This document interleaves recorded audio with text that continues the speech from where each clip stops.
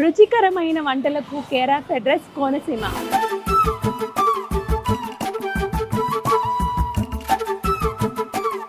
వినడానికి చాలా బాగుంది గరాజీ స్వీట్.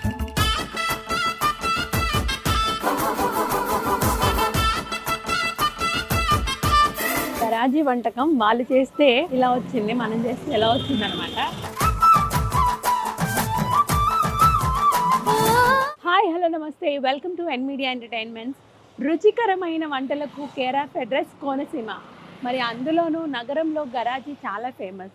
వీటిని స్థానికులు పిచ్చుకగూళ్ళు అని కూడా అంటూ ఉంటారు.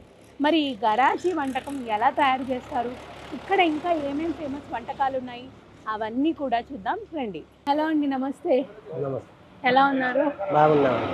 సో మీ పేరు? ఆబేద్ హుసేన్.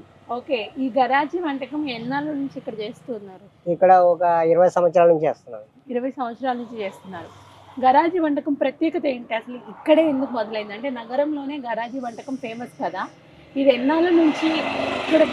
ఇది నగరం సాయిబులు సారి మీద పెట్టి వంట అండి ఇది. ఇది పెళ్లికి సారి మీద పెడతారండి ఇది. ఓకే, దాని మీద ఇది వ్యాపారానికి బాగుంటుందని చెప్పేసి వ్యాపారంలో పెట్టామండి. ఓకే, ఎవరమైతే మనము పెళ్ళిళ్ళ సమయంలో సారె పెట్టి పంపిస్తూ ఉంటామో, మామూలుగా తెలుగు సాంప్రదాయంలో ఏంటంటే పెళ్ళిళ్ళ తర్వాత సారె పెట్టి పంపుతూ ఉంటారు అత్తగారికి అమ్మాయి. అలాంటి టైంలో ఎన్నో రకాల స్వీట్స్ పెడుతూ ఉంటారు కదా. సో అందులో మరీ ముఖ్యంగా సాయిబులు ఈ వంటకాన్ని చేసి వాళ్ళకి సారె రూపంలో పంపిస్తూ ఉంటారంట. దాన్ని ఇలా బయటకు తీసుకొచ్చి అందరికీ టేస్ట్ చేపిస్తే బాగుంటుందనే ఉద్దేశంతో ఈ గరాజీ వంటకాన్ని అందరికీ పరిచయం చేసింది ఈ నగరం. గరాజీ వంటకానికి పిండి ఎలా తయారు చేసుకుంటారండి? పిండి రోట్లో కొట్టి తయారు చేస్తారండి. ఏమేమి వాడతారు వీటికి? వీటికి బెల్లం వాడతామండి. బెల్లము, బియ్యం పిండి. బియ్యం పిండి. ఓకే, ఆ బెల్లం పాకాన్ని ఈ బియ్యం పిండిలో కలిపి కేజీకి 1/2 కేజీ వేసి కలుపుతామండి. ఓకే, ఎన్ని రోజులు వస్తుందండి ఈ పిండి? ఒక రోజే ఉంటదండి. ఒక రోజులో అయిపోవాలండి, రెండో రోజు పని చేయదండి. పాడైపోతుందా? పాడైపోతుందండి. ఓకే, ఒక కేజీ పిండికి ఎన్ని వస్తాయి గరాజీలు? 50 పీసులు వస్తాయండి. 50 పీసులు వస్తాయి ఉంటాయి. మీకు రోజుకి ఎన్ని కేజీలు వండుతారు మీరు? మేము రోజుకి ఒక 30 ప్యాకెట్లు చేస్తామండి. 30 ప్యాకెట్లు చేస్తారు. ఇది నిత్యం చేస్తూనే ఉండాలి కదా? రోజుకు ఒక 8 కేజీలు అలా చేస్తామండి. రోజుకి 8 కేజీలు అలా చేసుకుంటారు. ఆర్డర్ బేసిస్ మీద కూడా చేసిస్తూ ఉంటారా? ఎక్కువగా ఆర్డర్ మీద ఆర్డర్లు వస్తే ఆర్డర్ చేస్తామండి. ఇక్కడ వాళ్ళ ఈ స్థానికులే తీసుకుంటూ ఉంటారా? ఎక్కడి నుంచి మీకు బయట నుంచి వచ్చి తీసుకెళ్తారండి. హైదరాబాద్ దాకా వెళ్తుందండి సరుకు. అవునా? బయట నుంచి ఎక్కువగా వస్తూ ఉంటారు. బయట నుంచి ఎక్కువ వెళ్తాయండి. మరి ఈసారి పండగ కదా, ఈ పండగకి ఎలాంటి ఆర్డర్స్ వస్తున్నాయి మీకు గరాజీలకి? ఉంటాయండి, డైలీ ఉంటాయి. ఎవరో ఒకళ్ళు వచ్చి ఆర్డర్ చెప్తారు, లేకపోతే డైరెక్ట్ వచ్చి పట్టుకెళ్ళి వాళ్ళు ఉంటారండి. ఓకే, పండగ టైంలో ఎలా ఉంటుంది? డబల్ వ్యాపారం ఉంటుందండి పండగ టైంలో. ఇప్పుడు రోజుకేమో 3000 అమ్మితే అప్పుడు 6000 ఉంటుంది. ఇప్పుడు 6000 ఉంటుంది. సో మీకు కూడా చక్కగా ఉంటుంది అనమాట ఈ వ్యాపారం అనేది. అవునండి. ఎన్నాళ్ళ నుంచి చేస్తున్నారు ఈ వ్యాపారం? ఈ 20 సంవత్సరాల నుంచి చేస్తున్నామండి. 20 సంవత్సరాల నుంచి. 80 సంవత్సరాల నుంచి ఇదే ప్లేస్ లో? ఇదే ప్లేస్ కదండి, అక్కడ ఎదురు ఉండేదండి, మార్చాము ఇక్కడికి. మార్చారు. ఓకే, ఈ గరాజీలతో పాటు ఇంకొకటి ఏదైనా వంటకం చేస్తూ ఉంటారా? ఇది ఒకటే చేస్తామండి మేము. ఓకే, ఇక్కడ ఇంకా ఏమేమి ఫేమస్ నగరంలో? ఇక్కడ కాస్తా అని చెప్పేసి కాస్తాలు ఫేమస్ అండి. ఓకే, నాన్ రోటీ ఫేమస్. కాస్తాలు, నాన్ రొట్టెలు, గరాజీలు, ఈ 3 ఫేమస్ అండి ఇక్కడ. ఎందుకని పిచ్చికగూళ్ళు అంటారు వీటిని? ఇది పిచ్చిగూడ ఆకారంలో ఉంటుందని పిచ్చిగూడ అని చెప్తారండి. ఓకే, పిచ్చిగూడ ఆకారం ఉంటదండి ఇది, అందు గురించే పిచ్చిగూడ అని అంటారండి. దీని పేరు గరాజీ అండి. ఓకే, మీ దగ్గరికి ఎక్కువగా ఏమన్నా వస్తారు? పిచ్చిగూళ్ళు కావాలి. పిచ్చిగూళ్ళే అని అడుగుతారండి, తెలియని వాళ్ళు కదా ఎక్కువ. ఈ ముస్లిమ్స్ అయితే తెలుస్తుందండి బాగా దీని గురించి. ఎందుకంటే ప్రతి పెళ్లిలో కంపల్సరీగా ఇవి పెడతారండి సారీ మీద. అది మీ హిందువులు అయితే దీని గురించి సరిగ్గా తెలియదు కాబట్టి పిచ్చిగూళ్ళు అని అడుగుతారండి. ఓకే, మొత్తానికైతే ఇక్కడ ఎక్కువగా కాస్తాలు, గరాజీలు, నాన్ రొట్టెలు ఎక్కువగా చేస్తూ ఉంటారంట. మరీ ముఖ్యంగా మీరు ఆయన చెప్పినట్టుగా హిందువుల పెళ్ళిలో సారె పెట్టి ఎలా అయితే అన్ని స్వీట్స్ పంపిస్తూ ఉంటారో, ముస్లిమ్స్ పెళ్ళిళ్ళలో కూడా సారె పెట్టి ఈ గరాజీ స్వీట్ తప్పనిసరిగా అందిస్తూ ఉంటారంట. సో వినడానికి చాలా బాగుంది గరాజీ స్వీట్. టేస్ట్ చేస్తే ఎలా ఉంటుంది ఏంటి అనేది ఒక్కసారి నేను టేస్ట్ చేసి చెప్తాను. అలాగే నేను కూడా ఒక్క గరాజీ వేసి చూస్తాను ఎలా ఉంటుందో, ఎంత కష్టంగా ఉంటుందో అనేది చూద్దాం. ఈ నగరంలో ఎంతో ఫేమస్ అయిన గరాజీ స్వీట్ ఎలా తయారు చేస్తారు ఏంటి అనేది చూసాం కదా. సో ఇది మనం తయారు చేస్తే ఎలా ఉంటుంది ఏంటి అనేది ఒక్కసారి ఎక్స్పెరిమెంట్ అయితే చేద్దాం మనం. పిండి అయితే దోశ పిండి లాగా కూడా లేదు, చాలా థిక్గా ఉంది. దోశ పిండి అంటే కొంచెం లూజ్గా ఉంటుంది కదా.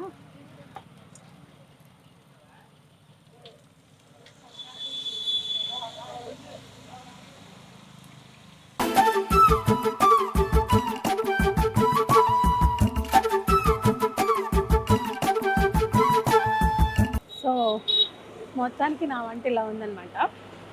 నేను చేసిన మిస్టేక్ ఏంటంటే వీళ్ళు ఎక్కువ సార్లు తిప్పడం వల్ల ఇది కొంచెం గట్టిగా వస్తుంది ప్లస్ పెద్దగా వస్తుంది. బట్ నేను చేయడం వల్ల చాలా చిన్నగా వచ్చింది అనమాట.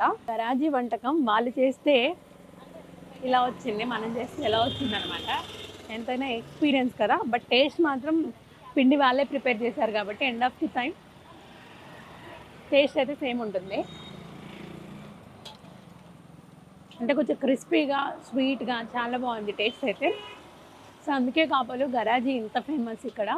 సో తెలియని వాళ్ళు ఎవరైనా ఉంటే ఖచ్చితంగా గరాజీని టేస్ట్ చేయాల్సిందిగా నేనైతే చెప్తాను. చాలా బాగుంది టేస్ట్ అయితే. ఇప్పటి వరకు గరాజీ వంటకం ఎలా తయారు చేశారో చూసాం కదా. ఇప్పుడు నాన్ రొట్టి వంటకం ఎలా తయారు చేస్తాను ఏంటి అనేది చూద్దాము. చూసే కన్నా ముందు ఇవి చూడడానికి చాలా అందంగా ఉన్నాయి, అలాగే తింటే కూడా చాలా టేస్టీగా అనిపిస్తూ ఉన్నాయి. నాన్ రొట్టె చేసే ప్రాసెస్ చూస్తే కొంచెం భయం కూడా కలుగుతుంది. నిప్పుల మీద చేతితో లోపలికి పెట్టి చేస్తూ ఉన్నారు. అలవాటు లేని వాళ్ళకైతే ఖచ్చితంగా కాలిపోతుంది, బొబ్బలు వచ్చేస్తాయి. బట్ వీళ్ళు చాలా ఎక్స్పీరియన్స్ కాబట్టి చాలా బాగా చేస్తున్నారు. సో ఈ వంటకం ఏ ఐటమ్స్తో ప్రిపేర్ చేస్తారు, దీనికి ఎంత మంచి పాపులారిటీ ఇక్కడ ఉంది, అవన్నీ కూడా ఈ వంటకం తయారు చేసే వాళ్ళని అడిగి తెలుసుకుందాం రండి. ఈ నాన్ రోటీ వంటకాన్ని ఎంతకాలం నుంచి చేస్తున్నారండి మీరు? ఒక 100 సంవత్సరాల పైనుంచి ఉందండి. ఈ వంటకం 100 సంవత్సరాల క్రితం వంటకం. 100 సంవత్సరాల క్రితం మా తాత ముత్తాతల కాడి నుంచి వస్తుంది ఇది. ఓకే. పెద్దోళ్ళు పెట్టింది ఇది.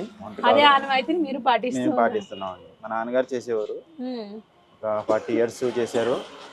తర్వాత మేము చేసి ఇది తయారు చేస్తున్నాం. కానీ ఒక క్వశ్చన్ అడగాలనుకుంటున్నాను. ఇది ఇక్కడ ఇంత దూరం నుంచి నిల్చుంటేనా ఆ వేడికి మేము ఉండలేకపోతున్నాం.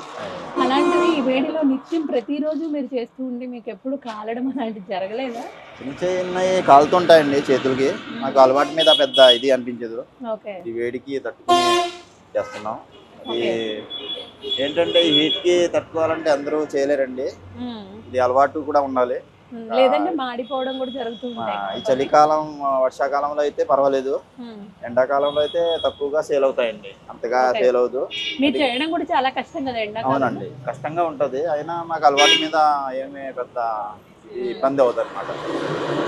ఇప్పుడు ఇవన్నీ నిప్పుల మీదనే కాలుస్తుంటారా? నిప్పుల వేడి, నిప్పుల్లో పండు ఉంటదండి, కుండ కింద నిప్పులు ఉంటాయి, ఆ కుండకి తగిలిస్తారనమాట.